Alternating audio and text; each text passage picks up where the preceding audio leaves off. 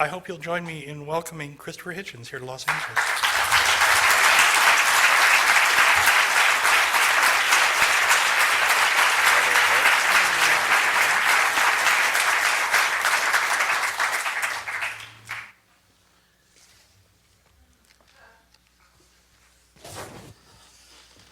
We got that bit right. Did indeed. They think it's Lucozade or something.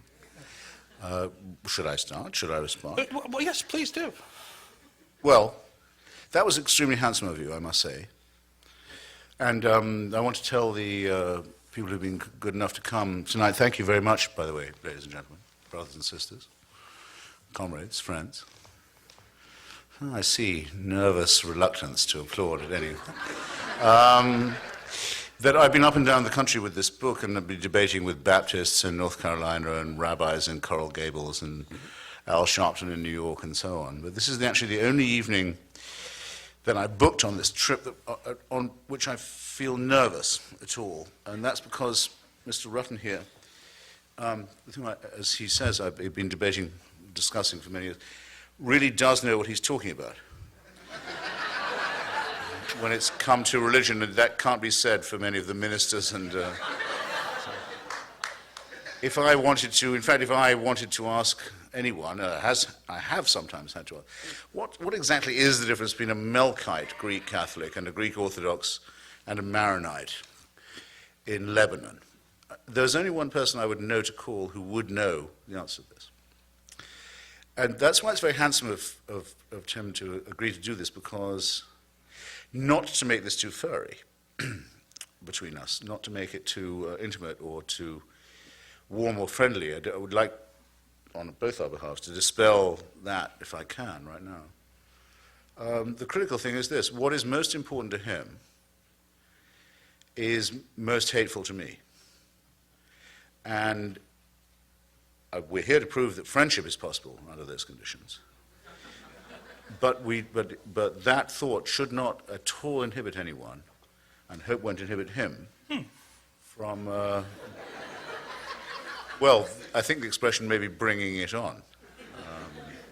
He minds about this a lot. It's a great deal to him. He's proved it in innumerable ways, not just by his study of it, but by his devotion to it. And I have announced it to be public enemy number one. So if this all works this evening, it'll be a tribute to civilized discourse, if you insist. Okay. Thus my opening statement. Disarming and provocative. Sweet. Well, let's speak by the book, or we're ruined, right? This is the book. Christopher, I'm going to read a passage to you here, and just so we can get the flavor of the argument here, and then we'll go to the substance. But if I may, you write here about how you tolerate religious expression on the parts of your friends. Not tolerate, do we? Well, indulge, as you say. Better, yeah. Indulgence, yes, is the word you use. And he says, you write, there is a real and serious difference between me and my religious friends. And the real and serious friends are sufficiently honest to admit it. I would be quite content to go to their children's bar mitzvahs, to marvel at their Gothic cathedrals, to respect their belief in the Quran, that the Quran was dictated, though exclusively in Arabic, to an illiterate prophet, or to interest myself in Wicca and Hindu and Jain consolations. And as it happens, I will continue to do this without insisting on the polite reciprocal condition, which is that they, in turn, leave me alone. Right? Fair enough. But this religion is ultimately incapable of doing. As I write these words, and as you read them, and as you listen to them, people of faith are in their different ways planning your and my destruction, and the destruction of all the hard-won human attainments that I have touched upon. Religion poisons everything. So religion is ultimately incapable of leaving people alone. Is that correct? Yes, I think it is, because why not start with the benign? This isn't going to go on for too long, by the way, this benign version of our disagreement, but Right. Why not continue with it for a little bit? I mean, for example, you, as a very, very serious Roman Catholic, must look at me and think, if you're true to your faith, I can't watch this go on any longer. I don't want Christopher to go to hell. It's not right to do it. I have a responsibility to prevent him, to exert my best efforts to stop this from happening. I can see him doing it. It's like watching a friend become a hopeless alcoholic or a drug addict or a serial killer. I must intervene. I may not watch this. I must do my best. And I know that you ought to be thinking that, and it makes me very nervous. Just as I was debating with a Calvinist in Georgia the other day, I said, well, look, do you, since you say you're Baptist, do you affirm John Calvin's teachings on hell and predestination, or do you not? And if you do not, because I know Southern hospitality often inhibits people from telling guests that they go to hell on the first night of their stay in there. Trying to make it easy for him. Not if you're Catholic. But if you don't think so, could I know on what authority you don't do this? On what authority do you disagree, as well as on what authority you do? So, when, for example,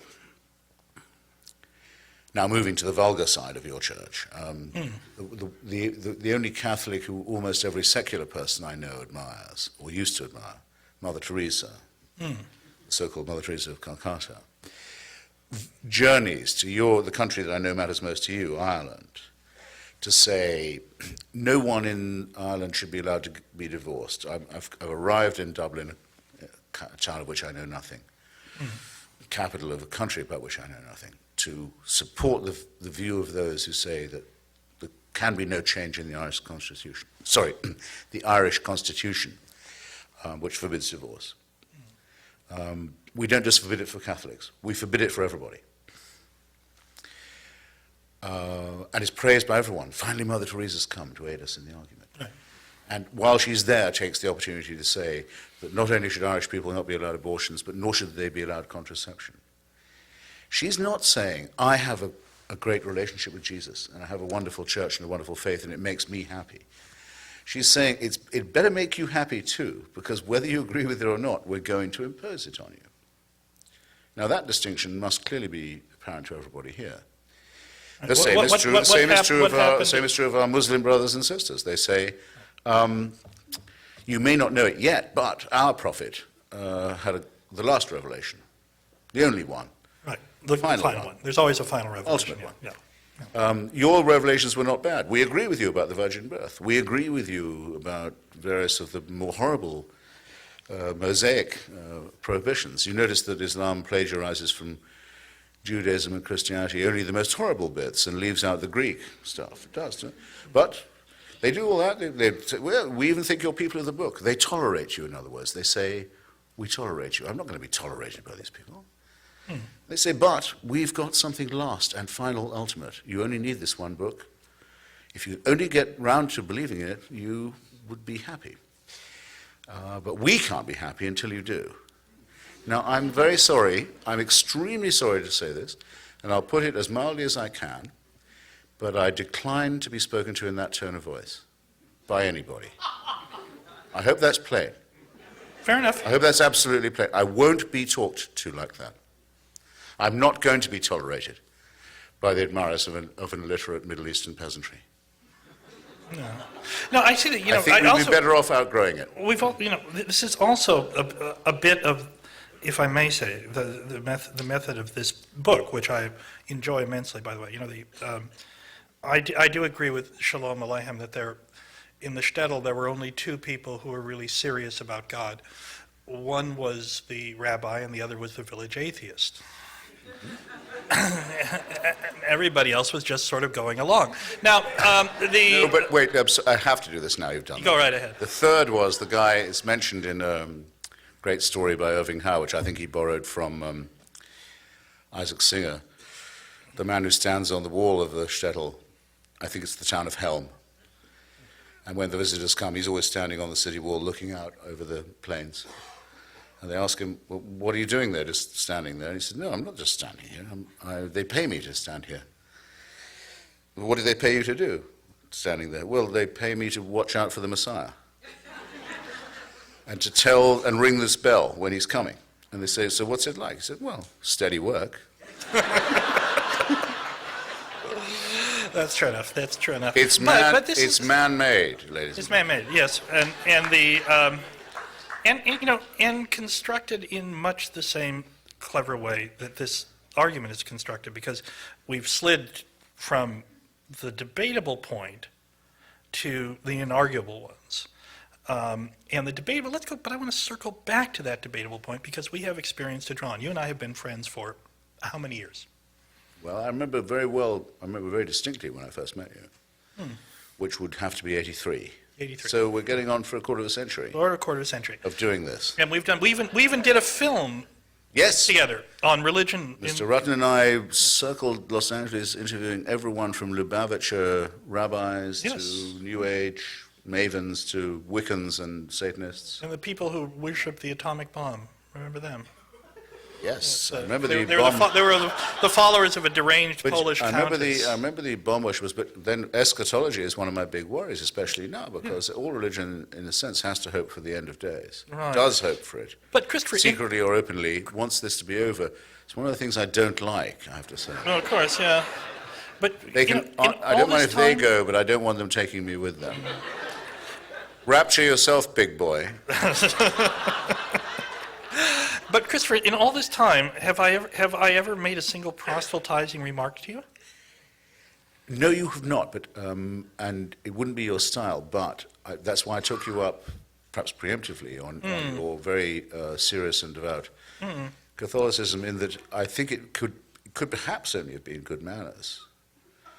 No, I don't mean to mock. I don't mean to say anything. What about just respect for another person's conscience? Indeed, but you ought to have said to me, "Look, Christopher, at least in your own, within what I understand to be your own lights, and you could very well contradict me now, and I'd have to accept your negation. But it seems to me, from what I've read of your doctrine, that you ought not to be watching me without trying to save me. A word from you would have impressed me, by the way, if you'd said, look, Christopher, that was fun. We had a great evening. Most of our friends are secularists. We all know the jokes that we can make. But do you mind if I just detain you for a minute before you go home? Are you sure? Are you sure I can't help you to save yourself? But that would be profoundly disrespectful. No, I wouldn't have minded in the least. It would be, yes, it would be. Someone might ask you a question, and you would be available in response. But I think this undercuts this notion that and it's one of the threads that runs through this book, is the necessity of making valid arguments in this absolutist way. And I wonder, is it necessary to state these propositions quite so absolutely to find any use in them? To say that some forms of religious expression are destructive, just in the same way. I mean, look, there are some religious systems and sets of religious beliefs, like some people, who are no damn good. But that's not the tenor. That's not the tenor of the argument you've advanced here. No, I mean I'm only a poorly evolved mammal. Half a chromosome away from a chimpanzee. Or the pig, as you point out. Or indeed able to take a heart valve from a pig, and may possibly soon be in need of same. Or a skin graft, which would negate quite a lot of religion right there, by the way. Kosher I'm not, okay? And I think religion shows every sign of having been invented by a species that is half a chromosome away from a chimpanzee. But I still take what the religious believe to be, in that sense, morally serious. And I can't write a book for everybody I meet, which I discovered on this tour I would essentially have had to do. They say, listen, I don't believe in the virgin birth, I don't believe in the rapture, I don't believe in predestination and hell. And so people who've said up till then that they're Catholics, Calvinists, Muslims. They say, well, that's what your texts say, that's all I can write about. If you're all going to take it a la carte and decide which bit you believe, I still want to know on which authority you don't believe it. Now, you're interviewing me, as it were. Yes. But, so I shouldn't return the question. Oh, please But- go right ahead. If you do not believe that Jesus was born of a virgin, had God for his father, went through unbelievable suffering to be the vicarious recipient of your sin, your guilt, take it away from you, didn't in fact die, but rose again, and will come again to judge the quick and the dead. If you don't believe any of that, The Nicene Creed. you're not really a Catholic, it True. seems to me. This is absolutely true. And since I find great difficulty in believing that someone like you does really believe this, I don't know what book I should have written to unpersuade you of something that you can't quite apparently get your mind to assimilate. Well, I guess what I'm getting But at, I would though, say that your doubt is a point for me rather than a point against. no, I would say that one of the deficiencies in this immensely thought-provoking book is that it does not allow for the progress of religious institutions along with other human ones.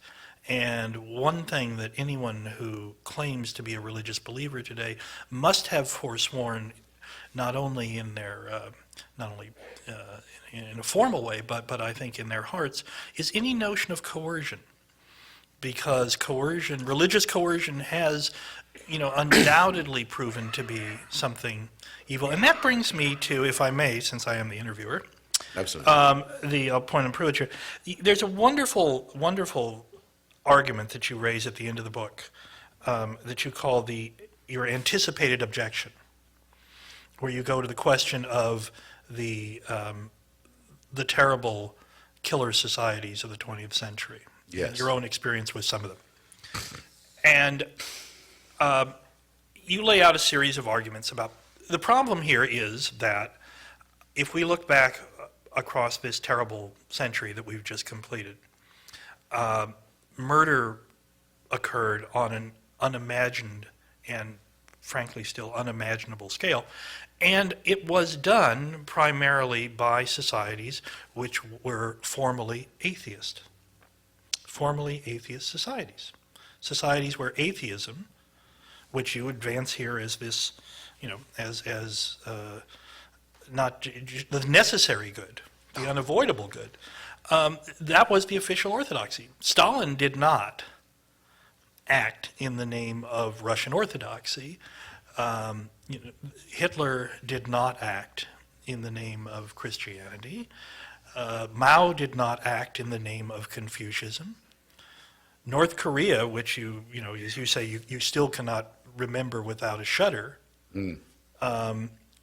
is certainly not a religious state. It is an officially atheist state. So you make an argument about this in which you say that or suggest at least that these states were murderous because their leaders were acting on remnant religious impulses or appropriations of religious impulses.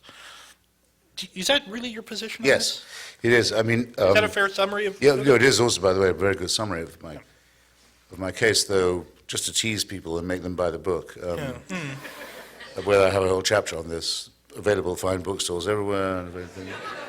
It's a very fine chapter. You don't, and I've now, because of course this question comes up at every stop, I would now be able to write that chapter. That's the great thing about writing a book, by the way. You come into contact with the people and the arguments you should have met before you wrote it. But that's a common experience of authorship, if that's not too postmodern an observation. I was still hew to what I say in it. It's not possible to say of fascism, which is the movement that invents the term totalitarian, that it's secular. It's just not possible to say so. I mean, of Mussolini, Franco, Salazar, the Ustasha, you know this very well because your church has been Slovakia. Yeah, Slovakia, where yes. the head of the Nazi puppet state was actually a man in holy orders. That's right, Tiso. Your father, your Holy Father and your church has been through agony about, can't still seem to apologize quite in the right tone about that fact and its implications. So that, I think, excuses the secularist, not for everything, but doesn't implicate them, of German National Socialism. Wait a minute. You can't think of fascism as having a religious base. It was tolerated by religious conservatives and reactionaries in those societies, but certainly not. It was certainly not. I mean, in order, for example, for fascism to take hold in Bavaria, I mean, Pius XII had to gut the Catholic. Oh, no, can't middle, you, can't you Yeah, all right, go ahead. because we haven't moved. I mean, the German National Socialists, but to not to be willing to concede, as at least the Church has been, that in Spain and Portugal and Italy and so on, it was essentially empowered by a concordat with the Vatican. I think you would not deny. Now, German National Socialism is a somewhat different thing, because though it draws upon Protestant as well as Catholic Christianity and anti-communism, and I think above all anti-Semitism, and prayers were said, it is a fact, by the bishops of Germany every year in April, on Hitler's birthday, on the instruction of the Vatican. You can't say that that's a Catholic movement, because they wanted to replace Christianity with German paganism and Nordic myths, combined with ethnic blood legends and so all kinds of ghastly nonsense. And but still, you can't call that secular, by the way. It's still mythology and blood worship, and Odin is no better than any of these other imaginary figures. But it had a hatred for Christianity, I will say that, and it did also arouse some, which it didn't elsewhere so much, some very, very brave and distinguished and famous Christian opponents who paid for it with their lives and seem to have been glad to do so. Since we're going to single out Pius XII for his dereliction, we'd probably have to cite Pius XI for Mitbrunner Sonnigen.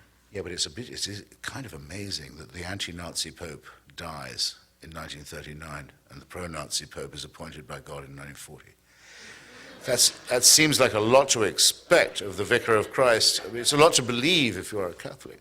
And so it's not, I would not say National Socialism was secular in any sense at all, let alone atheist.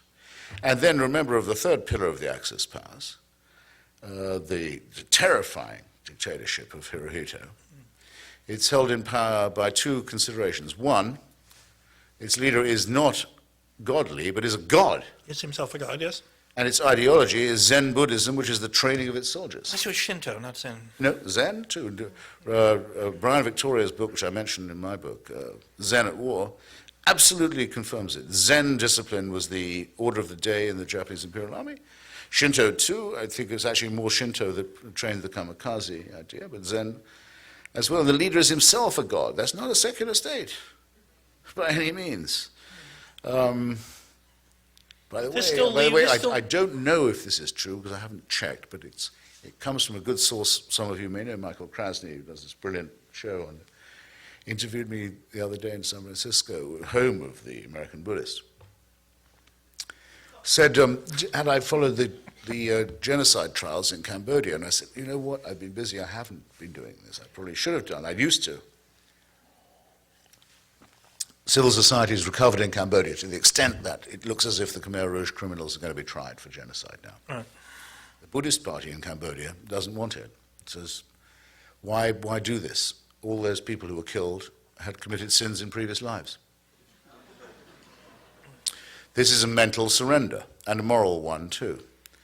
This kind of contemplative nonsense, turn off the mind and you'll have bliss, has ghastly consequences. The sleep of reason brings forth monsters. That's Buddhism. That's Buddhism, the resort that everyone goes to when they've exhausted monotheism. Right. I think it's a fair point. It's a fair point. But well, I haven't got to Stalin yet, by the way. Wait a minute. It leaves aside the fact that the killer, upon whom they're commenting or making this moral surrender, was in fact an atheist, no? Well, the name of you mean in Cambodia? I mean Pol Pot, yes. Yeah. Well, in Cambodia, all I know, and I know this much, is that the ruling power, the mysterious, ultimate, absolute, was called the Angkar, which is a reference back to Angkor Wat and the ancient Yeah. Buddhist mysterious dictatorship that existed in the Stone Age of Indochina. And you'll find, if you look into it, that the current extremely repellent dictatorship in Burma is also the great builder of Buddhist temples and the great mass producer of Buddhist statues and rules in the name of Buddhism, as did Lon Nol's original army in Cambodia that was the agent of the United States invasion of the country, and defender and profiteer from it. So I'm not so sure that I'm not so sure that if you change your climate from east to west that you escape human irrationality or servility. It seems to me that it follows you wherever you go, as long as you're willing to surrender your mind and to put your trust in faith. I think the outcomes there are always the same. Sleep of reason will bring forth monsters. I may not know much, but I think I know that much. I think that's quite correct, but it doesn't get around the fact that Pol Pot and the Khmer Rouge were an officially atheist party. Well, I'm not sure, you see, if they were. I think they had Buddhist, a sort of ancient ethnic, pseudo-confessional, mystical nationalism to them. And I haven't answered your question about Stalin yet, and because I've babbled a bit, I ought to. I don't want anyone to think I've dodged it. Well, put it like this, with communism, which is, unlike fascism and National Socialism, officially materialistic. You're Joseph Stalin. It's 1917 in Russia.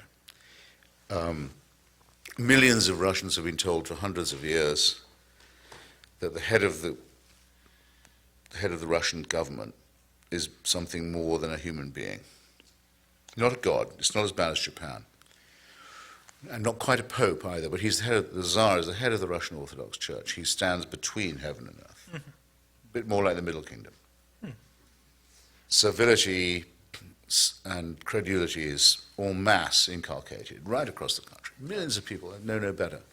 If you're Joseph Stalin, who, by the way, this is an opportunist point of mine, but I have to mention it, was a long-time seminary student, had rehearsed to be a priest.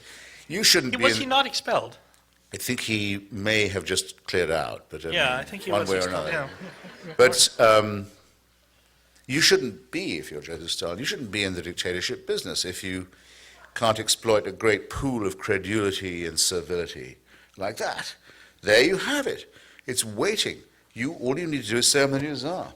And what happens? A new inquisition, a heresy hunt, show trials. The traitors are among us. The heretics are here, trying to poison the wells. Miracles. Lysenko, our great new biologist, has shown how we can grow 25-foot wide tomatoes that will feed an entire family, Stakhanovite saints. I get it. The entire thing is completely replicated and collapses, as the Inquisition did. And so on. Now, So Stalin is murderous because he's an imperfect well, it's a atheist? replication, it's a surrogate for the same thing. It's a replication of a counterfeit, or if you like, a true bill copy of the same thing. But here's what you need to have a level playing field between your point and mine. You would need to find a society hitherto pious and devout, and organic and stable, that adopted the views of, and Incal tried to teach its children the principles of Lucretius, Epicurus, Spinoza, Galileo, Einstein, Thomas Jefferson, Thomas Paine, Bertrand Russell, the greatest atheist of his day and the first person to work out that Lenin was a new god, by the way, to adopt those teachings and then to see if that society fell into famine, war, tyranny, torture, gulag, and so on. That would be the fair test, and that test is yet to come. But I believe myself that we can recover the lost connection, the one that monotheism severed between Athens and Jerusalem. And we could get back a world where philosophy was valued. The beauty of science was considered worth studying and worth revering even. Where literature would be the key to the study of ethics and morality. And if you wanted the transcendent, you'd have love and sex and music. And you wouldn't need any supernatural permission for any of this nonsense. I think I miss it terribly. I feel as if something was torn away from me before I was born by the loss of that. But we're smart enough to get it back. If only we will leave behind the hideous nonsense of the holy books and the vile preachments of those who want the world to come to an end. Well, I'm for that. I'm for that. Good. Let's see. On the other hand, has there been such a place? Well, I mean, I hate to sound like I'm speaking on behalf of our fallen nature, but has there been such a place? the country I happen to be, may I use an expression? Are we going to get Andalusian Spain now? May I just say something that Yes, please. I hope doesn't seem Please. too populist, but an expression I've been waiting for a long time to employ. Not to you so much, but you too, but to the audience. My fellow Americans. I've been wanting it a long time to say this. I took my oath of citizenship last month on the 13th of April, which is my birthday and also Mr. Jefferson's birthday. I'm his biographer. At his memorial in Washington, D.C. by the tidal basin, just before the cherry blossoms were blown away by the next breeze. And I was able to take my oath and say that I specifically wanted to take it to the only constitution ever in human history that doesn't mention God, and doesn't mention religion except to separate it from politics. Right. And to the preamble to the Declaration, which mentions only a creator but no intervening God. A personal God, no intervening one. And to say how extraordinary it is that most Americans born to this right and this beauty don't appreciate it because it comes to them as a birthright. And the Virginia Statute on Religious Freedom, the basis of our fantastic First Amendment, means a huge amount to me. No tithe can be paid by any American to any church. The government has no right to tell anyone how or where or in which way to worship at all. And that in response to the petitioners of Danbury, Connecticut, the president wrote back to them and said there will be always a wall of separation to protect your rights and your freedoms. So I have a new slogan. Mr. Jefferson, build up that wall. But isn't I it? hope to be joined in this slogan. Yes. Well, actually, I join you in that slogan because I think one of the curious things about and remarkable things about Jefferson's genius, and one of its unintended consequences, is that religion, as in all its variations, has flourished behind that wall here in the United States as it has nowhere else. That religion severed from state support and from the notion of the official church has flourished here in a way. Tocqueville was right, as are you. Yeah. If it's a voluntary association, it can be very pluralistic. After all, you do know, so don't you say, because you know, but I wonder if anyone here knows, who were the Baptists of Danbury, Connecticut writing about to the president? Who were they afraid of? Who did they think was going to persecute them? Why did they want a wall? The Congregationalists of Danbury, Connecticut. Vicious congregations. That's who they were afraid of. Vicious bands of roving congregations. Who was killing the Quakers in Pennsylvania? The Presbyterians of Pennsylvania. In Maryland, at the time of before the Constitutional Convention, you could only be in office if you were a Catholic. In New York, you couldn't be in office if you were a Catholic. Right? In Georgia, you had to say you were a Protestant, whatever that meant. In Rhode Island, you could not be a Jew and hold office. In Connecticut, else. you could be a Jew and hold office, but you couldn't be a Catholic and hold office. It was going to be religious chaos on the European scale. Unbelievably, we had the Philadelphia Enlightenment that said, no, we don't have to go through this again. The United States will be different about this. We won't allow it. There will be no such test. There will be no such. People should know only how lucky they are. I think it's of the absolutely first importance to defend it. Christopher, let me ask you this in all seriousness. This is a profoundly post 9/11 book. Yes. You wrote this book, I think, because of what occurred on 9/11 and because of the struggle that we now confront with fundamentalist jihadist Islam, or as you've called it, Islamofascism. Yes. Okay.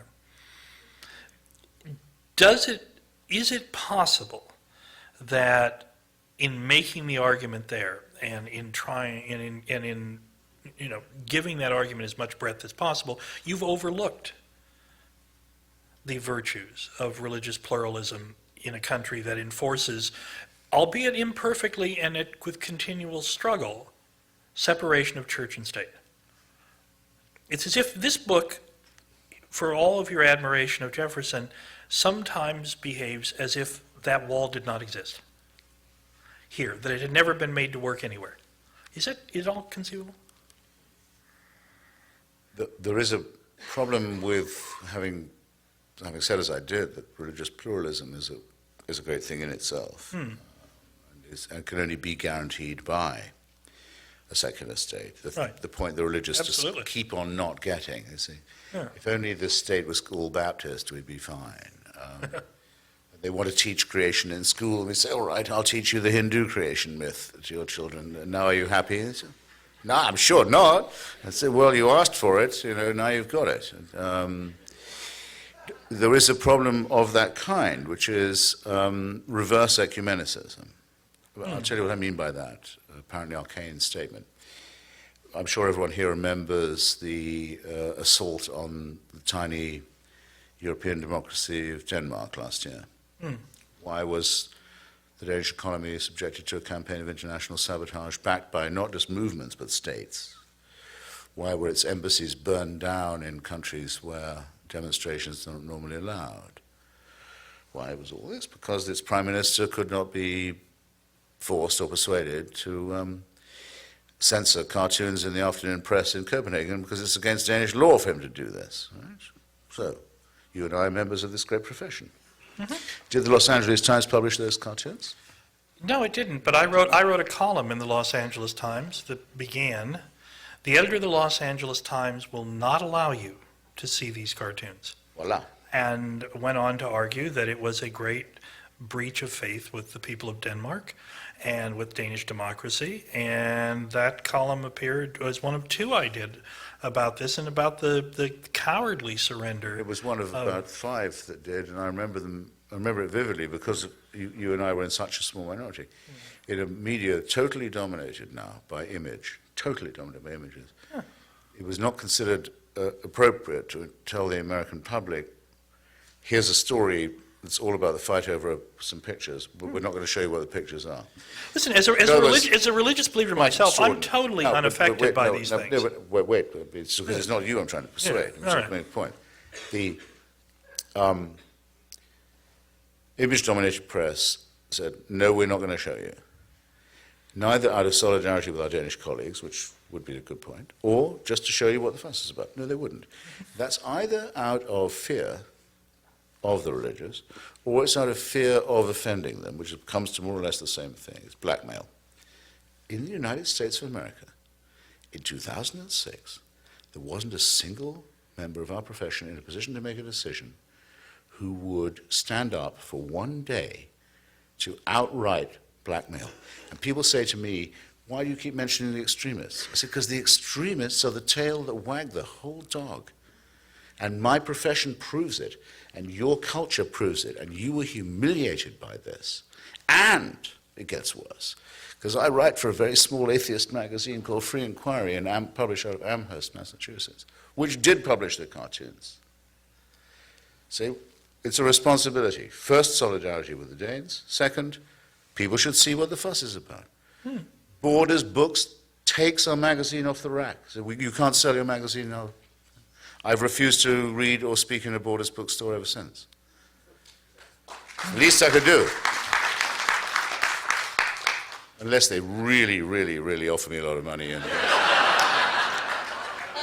a complete capitulation, a total capitulation. And people say, why do I focus on the extremists? Because the extremists have the initiative, and because, I haven't started yet, Who condemned what? I remind you, individual Scandinavians were murdered everywhere from Afghanistan to Nigeria by this hysterical, prearranged campaign.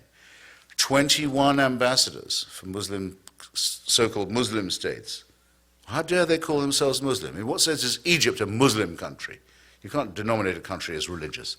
Waited upon His Holiness the Pope. Well, and in fact, two leading Egyptian newspapers, as I pointed out in my column, did run the cartoons. They're braver than the American papers.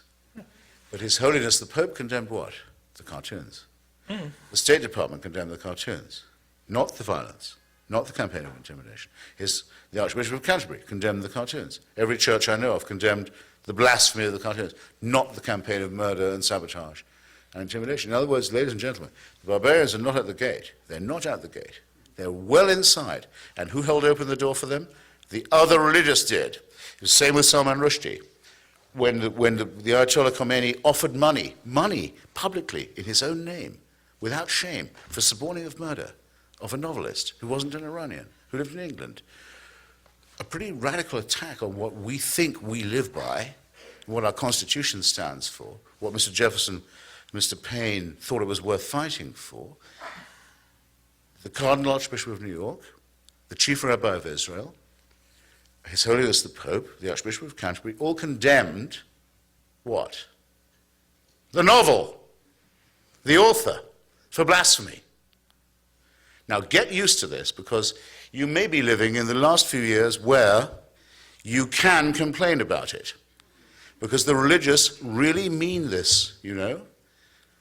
They are not just joking. They really mean to abolish everything you care about, and they want to take away everything you love, and to destroy everything you have, and to replace it with a Stone Age ideology derived from the desert of Palestine in a very bad time in human history.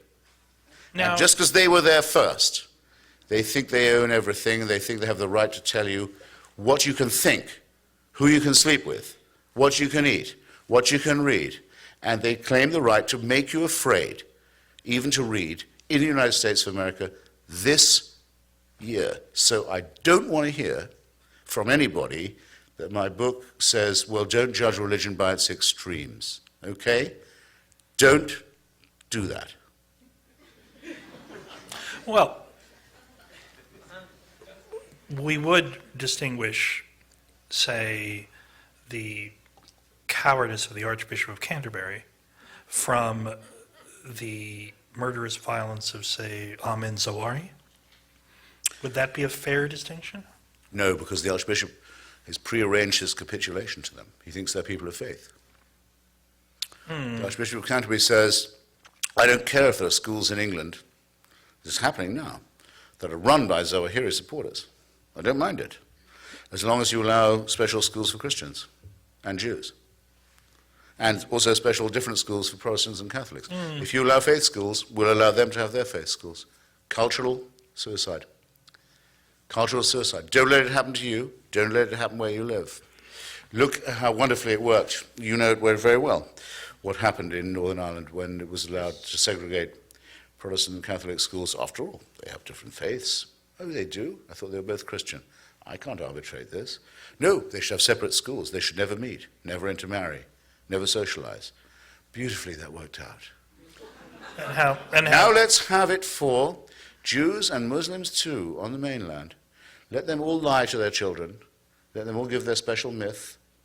Let them all say to them that they're different. Let them not tell them that they're members of a civil society or a country or a nation. Let them denominate themselves by faith. Can't wait to see what happens. I think I know what's coming. I don't want my beloved country of birth to be turned into some fucking Lebanon by people of faith. I don't want it. I'm going to fight it too. And you should get ready to fight it when they try it in your case. Don't allow this. Putting the word faith in front of something is no excuse for barbarism and cruelty and ignorance and stupidity. Just as putting the word reverend in front of a stupid name like Falwell or Sharpton doesn't mean you should be on MSNBC.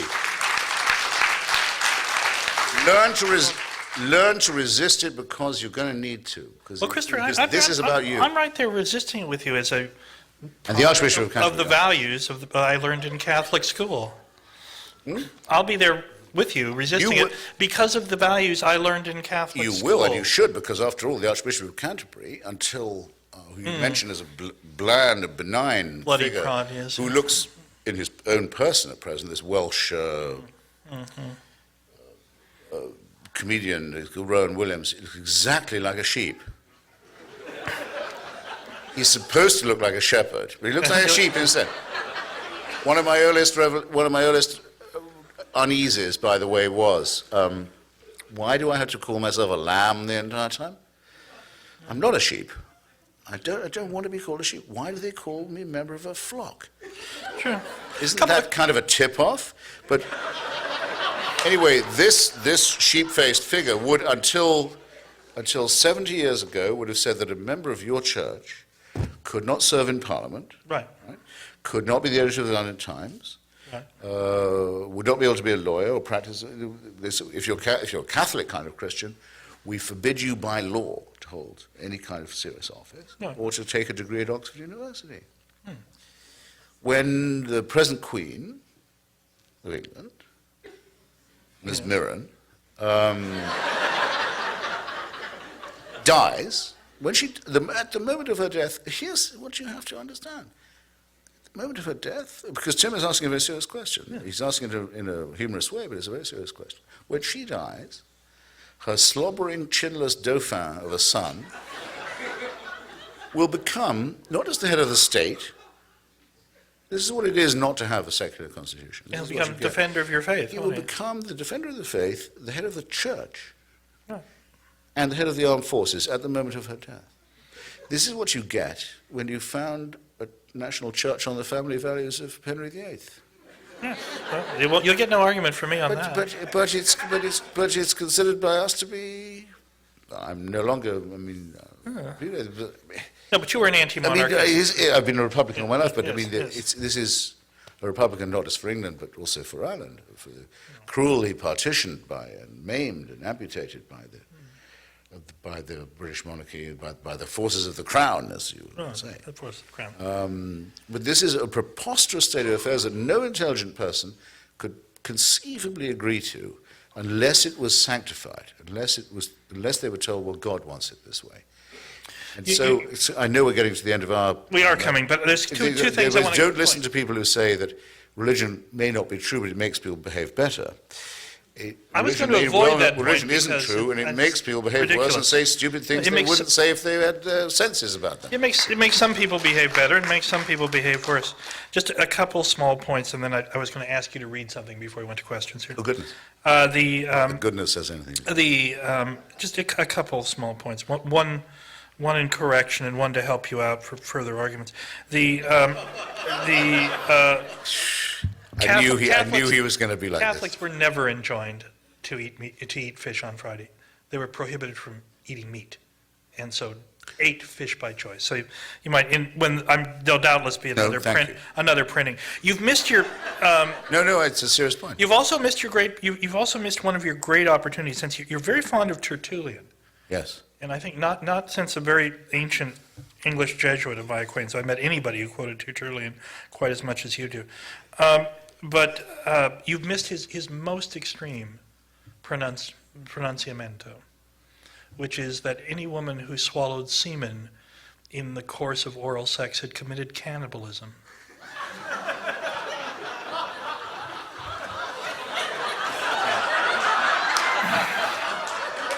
And I find it shocking that you've missed this point. I mean, it's so good.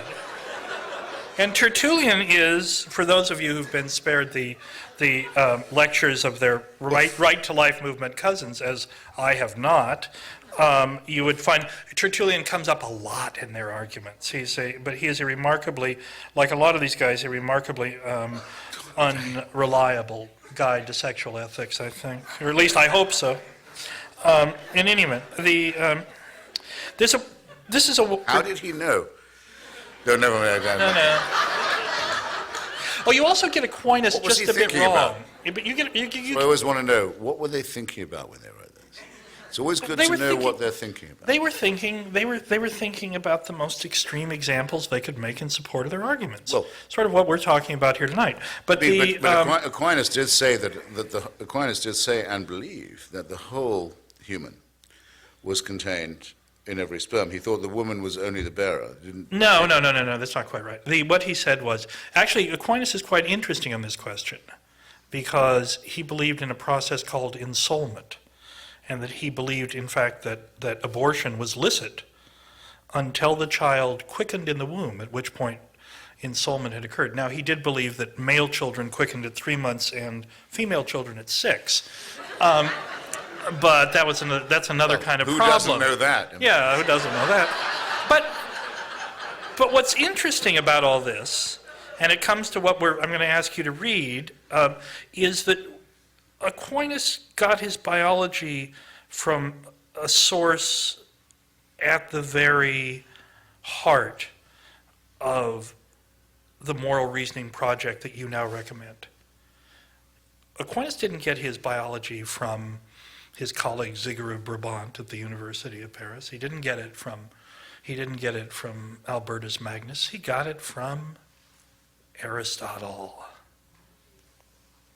Whole, by way of somebody you and I both admire, Averroes. Something to ponder.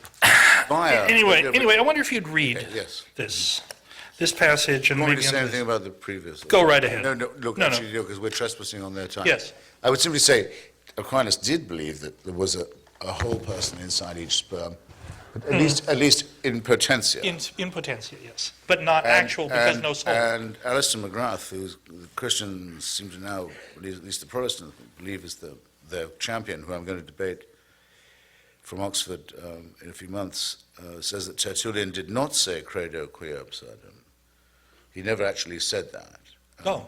He said, borrowing from Aristotle, that there are some cases where the extreme improbability of a story makes it more likely that it's true.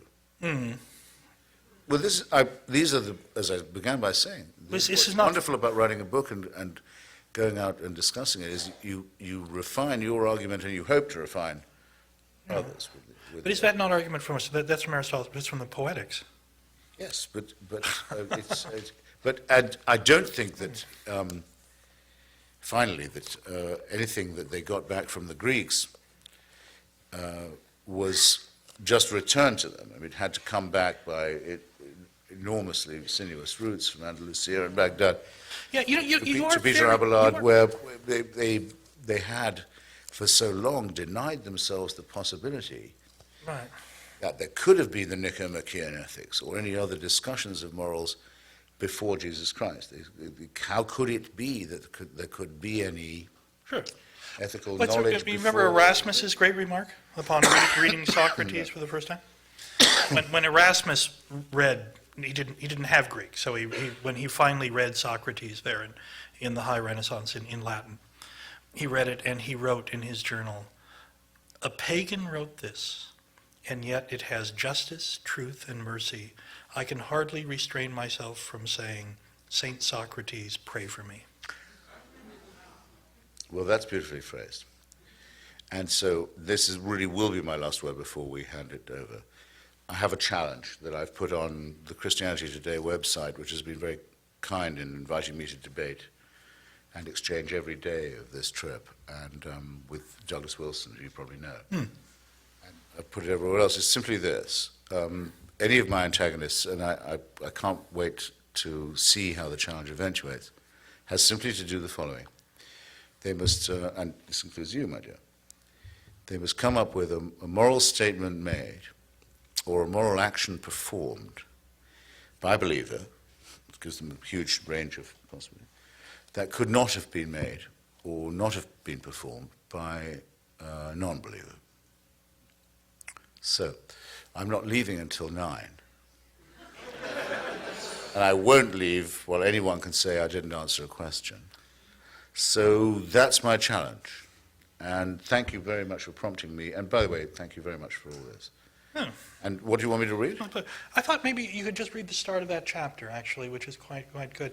And before you do, I do think that you're a little light on the heavy lifting done by the great triumvirate, Aquinas, Averroes, and Maimonides, in reconciling faith and reason. And I would, in fact, say to you that the problem of militant Islam today really stems in large part from the different choice that Averroes, who we both admire, and whose tomb or his monument we've both gone to,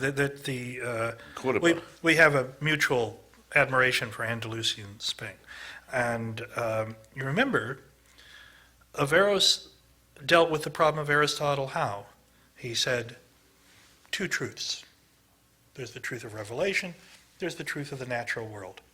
And the two are completely different, proceed along different courses. We need not concern ourselves with their conflict. Aquinas, Maimonides, said, no, that's intellectual suicide. Truth is unitary. It must be reconciled, no matter how imperfectly. Without that act of reconciliation, there'd be no modernism, and you and I wouldn't be here discussing this tonight. No, but I'm with you because I agree. Stephen Jay Gould is wrong in saying these are non-overlapping magisteria. They are, in fact, antagonistic.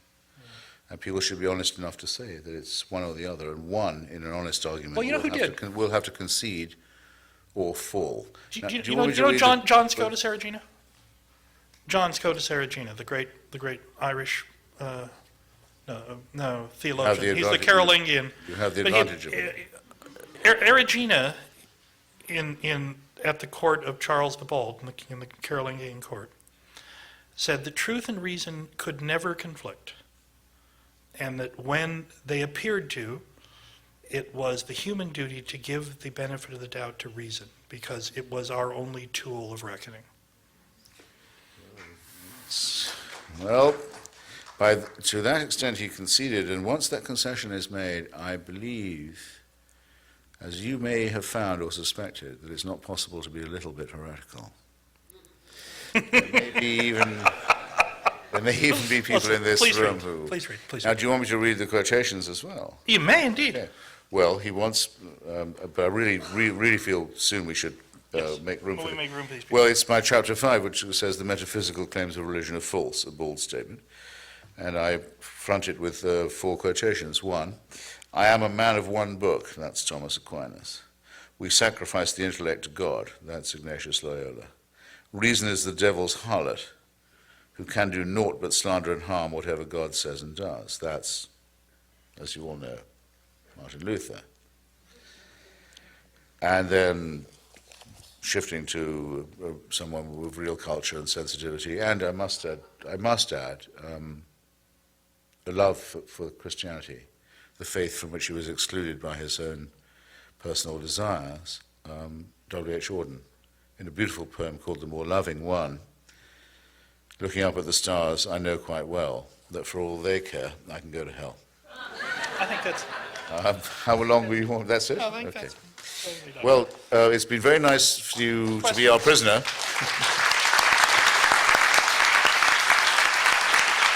I assume that it's your anti-faith point of view that caused you to support the war in Iraq. Is there a danger in being heretically anti-religious as fanatically for religion? Well, your assumption is not radically but very slightly mistaken. I mean, my view was that Slobodan Milosevic, the Taliban, Saddam Hussein, the Rwandan genocidaire, the Hutu power forces, and others were eventually radically incompatible, both with the rule of law internationally and with the principles of the United States Constitution and with the values that we hold most dear. There would have to be a confrontation with them sooner or later. It didn't occur to me to present this in a religious light or a faith-based light of any kind. No. So I can't agree with the grammar of your question. That the parties of God were on the wrong side of all this in each case, would certainly be true. And I have a long section in my book about why that's so. But I could not possibly say that I was in favor of overthrowing Milosevic or Saddam Hussein because I'm an atheist. That would be absurd, I think. It would certainly sound bizarre to me.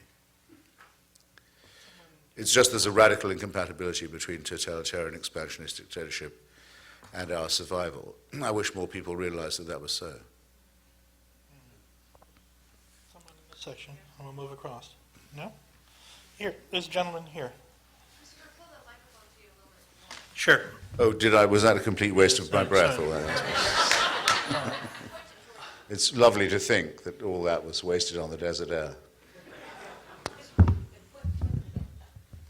Gotcha. Oh, shit, now it's full now. I just thought I had a carrying voice. Hey. Hi, how are you? Too soon to tell. Enjoyed the talk. Now can you hear me? Yeah. Yes, thank you. I'm a believer, so I have a Believer in what? well, it doesn't matter, but That's what I think. we're here. So I'll take you up on that Look, challenge. I didn't plant this guy. I mean, I promise you. Daddy, I told you not to do this. So I'll take you up on your little challenge. So my problem with the Do it briskly, if you don't mind. okay, sure, with your argument as well as the atheist argument, which I'll call the objectivist argument, if that's okay. No, it's not. Okay, well, let's say I'm not a Randian. okay, well, according to from what I've Do I heard look you, like a from Randian When I've to heard you? you say, no, not at all, actually. Atlas slumped. Right. The problem with what I hear you saying, and also what I've read in other, like in Dawkins' book, is that the problem with denying religion in its entirety is that, to me, there's an aspect that none of us can deny, believer or not, to ourselves that's boundless, right? If someone were to knock me on the back of the head, they could take out a lung, arm, whatever, or not even touch me, and without any conscious, objective reason, I'm going to be here. I'm going to be okay. And so it seems to me that that aspect of boundless is something that we need to deal with. Science doesn't deal with it, or can't deal with it yet, because it's tied up with consciousness and our very being. And it seems to me that religion is the province that, however ineptly it happens, however ineptly they're doing it, deals with that aspect of boundlessness within us all and every object around us. We're all part of the universe. So how do you reconcile to that, or deal with that question? It's for me, right? Oh. Well, I can tell you, well, okay. If they keep taking those limbs and lungs away from you, by the way, it won't go on for all that fantastically long. And even if they don't, and all your sound and wind and limb, as we used to say, those were, in fact, the precise words, it still won't go on that terrifically long.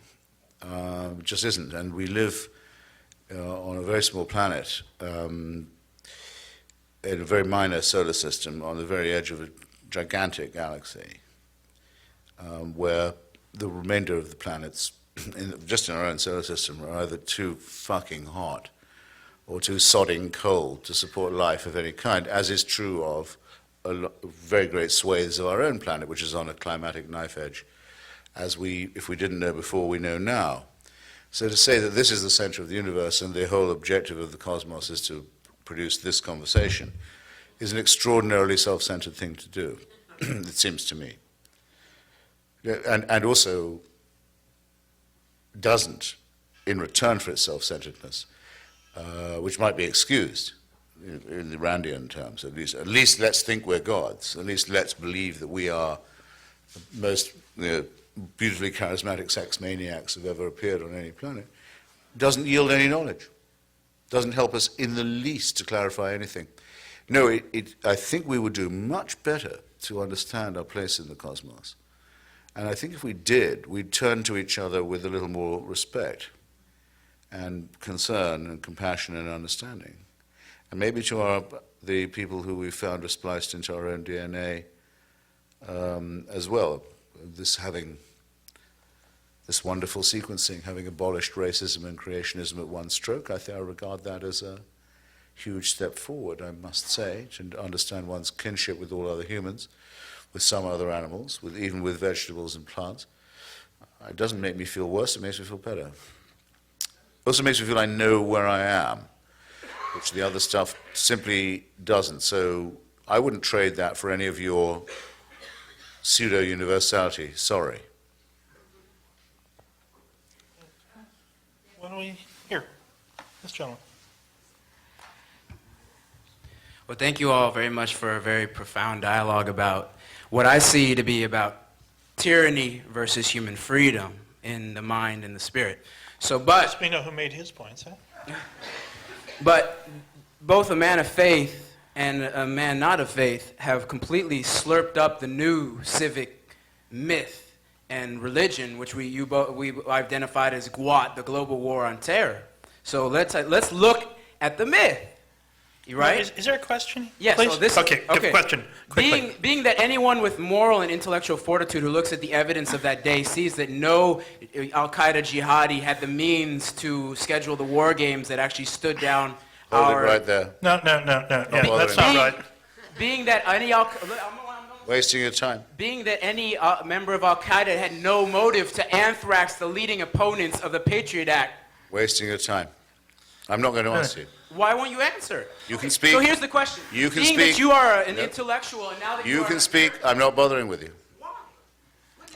I have no time to waste on people like you. You really believe 19 guys with bombs Stop it. and Osama bin Laden in... I can't make you stop. I can't make you stop, but when you stop, it's all over. Okay? Are you going to answer me? No, sir, I'm not. So you believe it? Do you believe... No, sir, I am not. No. Nor am I going to buy, I'm not going to buy a pencil from your cup either. No, I'm not. That's correct. I'm not. Way in the back there, the gentleman way in the back. Thank you.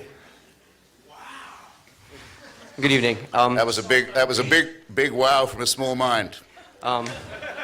Forget it. I have no time to waste on people like you. Very, What very. kind of person am I? Don't. He's insulting me. He's insulting me. I can't respond to No, leave him alone. Leave him alone as long as he stays quiet. He had his turn. You heard his question. I'm not wasting my time on him. Next. Please. Hi. Just a real quick question. In Sam Harris's book, The Age of Faith, he does seem to leave open the idea of either spiritual and mystical experiences on an individual level. Having just begun your book, I don't know if you're headed in that direction, or do you part company with Sam Harris on his position on that? No, Mr. Harris, who's a very brilliant man indeed, and who knows much more about neuroscience than I do, does think that there can be consciousness independent of the brain. And we are at my, I think, very attractive, and I hope I can recommend to you, exquisite magazine, Free Inquiry, having a debate. I mean, he's our newest columnist, and we're having a discussion about this very thing, about whether to be an atheist is to be a materialist or not. Sam Harris is definitely an atheist. He's some kind of a Buddhist because he doesn't think that it's a religion, and obviously there's a case to be made for saying it isn't one. And that kind of conversation, I think, is really incredibly worth having. I mean, I do not know whether a neuroscientific breakthrough will ever discover that there could be a numinous penumbra around the brain that can't be explained by the meat of the cerebellum itself. I am certainly not going to be the one who arbitrates on this point, but I must say, very skeptical about Buddhism. And I dare say you know what the Buddhist says to the hot dog vendor. You don't? He says, make me one with everything. Yeah, well, wait, that's only part one, because the Buddhist then hands over a $50 bill and waits while he munches, and nothing happens. And he says to the hot dog vendor, okay, what about my change? And the hot dog vendor says, change comes only from within. I myself have never heard anything more profound than that from Eastern so-called contemplation, and I told you what I thought was the atrocious and immoral line about predestination and reincarnation that the Buddhists take on the massacre in Cambodia. And I don't like the idea of the Dalai Lama being an inherited kingship and godship. I think that's a disgusting idea.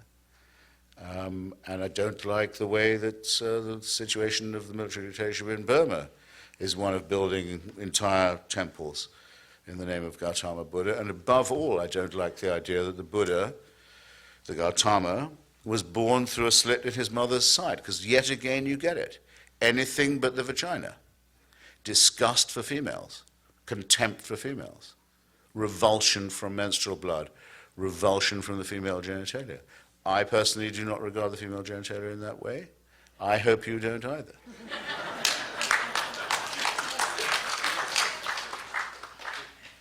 Question again? Here, here's this lady here. Thank you. No, I didn't say email genitalia, I'm sorry. The guy, there's always someone who doesn't get it. I have many, I'm trying to distill some of my thoughts because you evoked an enormous amount of reactions within me. Woof. I consider myself a traditional Jew, and I agree with everything that you have said. I also disagree with the appellations of this is a man of faith and this is not a man of faith. I mean, I think that is very unfair and absolutely very wrong to say. I don't think that Judaism quite fits into your category of religion with a capital R, because it offers you so many different parts of being Jewish. You can be an absolute atheist and be part of Judaism. You could be Orthodox, ultra-Orthodox, conservative, Reform, Reconstructionist, humanist, who does not want to even, I will in a moment, have the concept of God, and also be anything that you care to be, and Judaism accepts you. If some ultra-Orthodox rabbis issue statements that are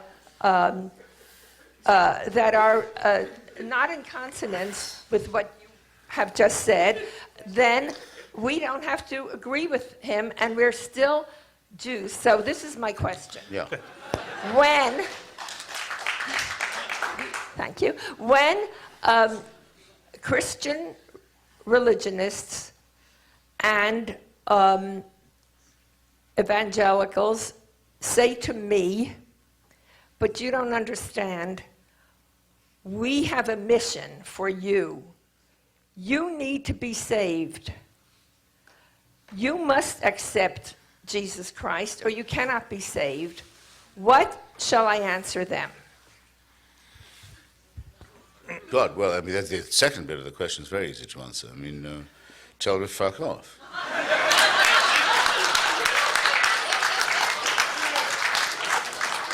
My friend Catholic Pollitt, the Southern Baptist Convention announced, it does it almost every year. This time we're really raising a real fund, they do it all the time, for the conversion of American Jews. We must bring them back to Jesus, we must save them. And Catholic Pollitt, who I've had many, many quarrels with in my life about many, many things, but who's a beautiful writer in a way, said she waited in night after night on the Upper West Side and West 88th Street, just waiting for them to come and knock on her door. She was braced, she was ready. They never came. It's a huge disappointment. Of course, the Christians can't ever be happy until the Jews do this. Because, and it's the same with the Muslims, and by the way, I may say, I apologize for slight flippancy in my first answer. Here's the situation. If the Nazarene preacher from Galilee ever really existed, there's no question who he met. He met the Jewish people first, and came partly from their tradition. If the Prophet Muhammad really ever existed, I doubt both these propositions very much, but to the extent that any narrative about this can be told, the first encounter he had was with people whose first religion was Judaism. The Jews took a look at both these guys and said, no, this is not the Messiah. This is not the Redeemer. We reject them. Do you suppose they're ever going to be forgiven for it? Of course they're not. Of course they're not. The hatred for there isn't a Christian or a Muslim in the world of a real serious kind who wouldn't have to hope to give everything they owned for a chance of some face time with either Jesus Christ or the Prophet Muhammad. It would have to be the thing they most wanted to do. They must want it in the same way as I would like to have met Shakespeare or George Eliot. It must be the most important thing to them. And only one people, and it's the same in both cases, met their false prophets. And they both turned away and said, this isn't genuine. Do you think it's going to be forgiven? No. Do you think this has led to a huge amount of violence and turmoil and heresy hunting and fascism and genocide? Yes. Do you think it's over yet? Better not believe that. The worst is yet to come. They're never going to forgive it. That's what you get when you set Bronze Age myths in conflict with each other and let civilized people act as if they're for real. Actually, Christopher, it is possible to take exactly the opposite meaning from that example. Think? Yeah, I think that one of the interesting things about the gospel narratives, at least in the Christian scriptures, is that if you're going to believe any part of the evidence of the Gospels, there were people who heard the Son of God teach them about morality and life, and said, turned around and went away. So there was at the beginning an absence of coercions, and certainly if he was the Son of God, he could have persuaded them through what? Some force or other, but didn't. So, couldn't you take a hopeful? You know what? I think not, because I have a passage about this in my book. It's basically an attack on an Australian fascist called Mel Gibson. Yeah. His various demagogies, but which come from, as you know, a very theologically crazy father, Right, yeah. who wants to reverse Vatican II. If you remember, he wanted to rip out my lungs. Indeed, and Yes. mine too, and anyone who came into contact with Kill Frank one of those Rich's people who dog. shouldn't have a drink as well. No, never. But his father's attack on Vatican II was a very serious and delicate one. Now, here's the situation. In his film, he tries to restore the idea of Jewish guilt for deicide, as you must have noticed. Fortunately, a lot of people didn't notice it, but okay, now the church has repudiated this. Yes. Nostra Aetate. Now, you'll correct me if I'm wrong, but Nostra Aetate is 1968. No, wait a minute, I'm sorry, I'm wrong about that, 60 earlier. And written by an American, by the way. Well, An I American was about to Jesuit. say that it was fractionally earlier, Yeah, it is a little. nearer the time of Vatican II, but Somebody knows? okay, in the 1960s. Good. At least they're saying that. In the Vatican Council, yeah. I think it's 65 because I thought I had it down as 20 years after the start of the Nuremberg trial. 20 years after the start of the Nuremberg trial, the church officially says we do not hold all Jews guilty of deicide. That's quite late. Now, I'm not trying to be funny. Moves very No, slowly. I was actually trying to make you cry rather than make you laugh, but okay, giggle all you want. Why do they wait that long? Ask yourself. It's in my book. Why? Because if the story is true, which I do not believe it is, but if it is true, the only people present, definitely present, certifiably present, are the Jewish people. They were there, and he was one of them. If you say, okay, the Jews are excused, they can go, how can you go on saying we were all present at Calvary?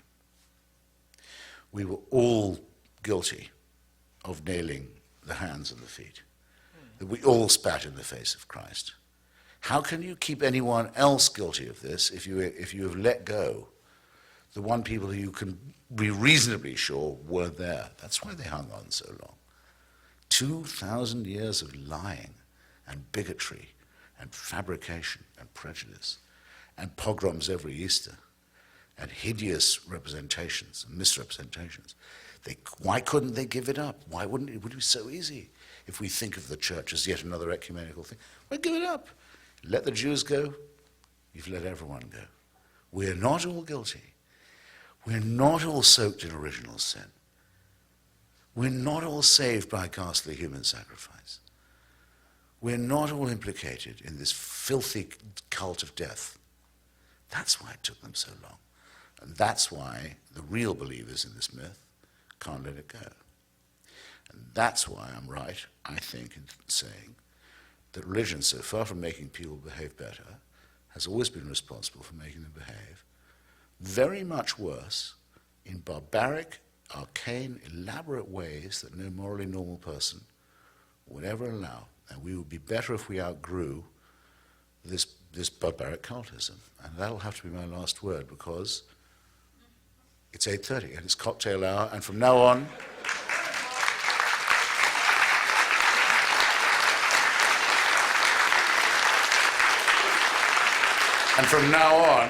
I can only be compassionate to anyone who has a receipt.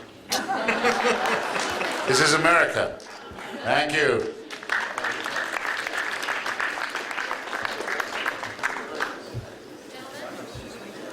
Civilized debate.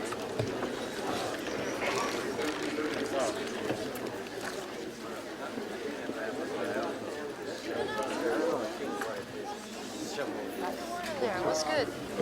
We'll meet you out in the lobby.